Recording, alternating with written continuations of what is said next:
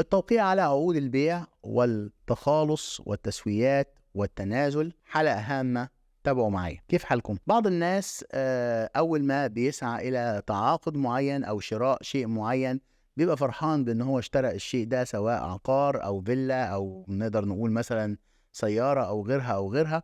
ولما بيطلب منه التوقيع بيوقع على طول، أو مثلا عقود القرض والتسهيلات البنكية والأمور دي كلها، فبرضه بيوقع على طول على أمل أن هو هياخد القرض وهيستثمر وهيكسب ويعمل. وفي بعض الامور مثلا لما بتخلص بتسويات معينه الشخص بيوقع على التسويات او بيمضي التنازل او بيعمل التخالص من غير ما يقرا هو ماضي على ايه. الامر ده غلط تماما.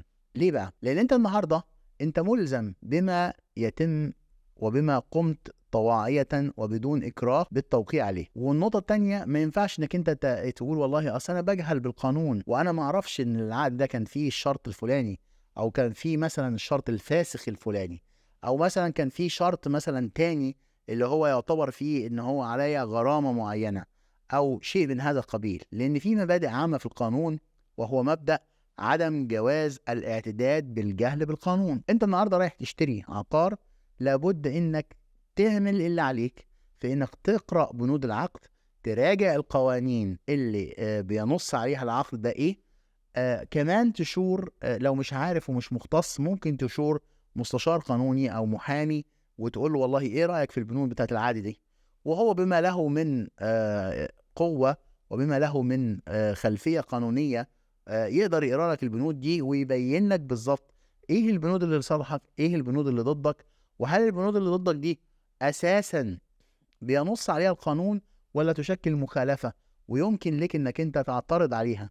ايه الاشياء اللي ممكن تعترض عليها وايه الاشياء اللي هي تتعلق بالنظام العام ولا يجوز لك انك انت تعترض عليها.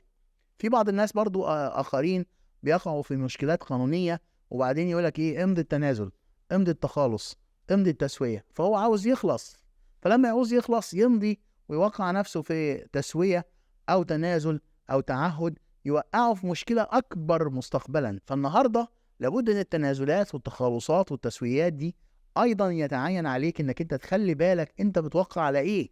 لأن لما يحصل أي مشكلة محدش هيجي يقول لك والله أنت مضيت، هتقول له أصل أنا مضيت وما قريتش.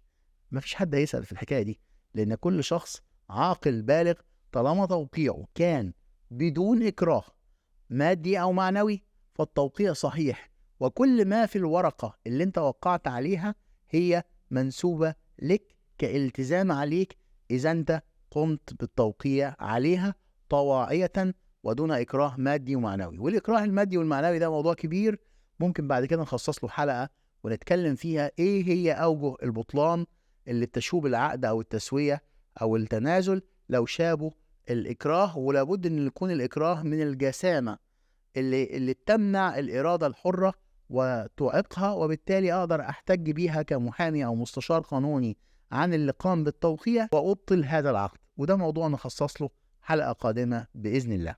أنا تركت لكم في الكابشن بأسفل مواد القانون ذات العلاقة علشان تقروها وترجعوا إليها، ويسعدني التواصل معاكم للإجابة عن أي استفسارات قد تعين لكم. دمتم بخير.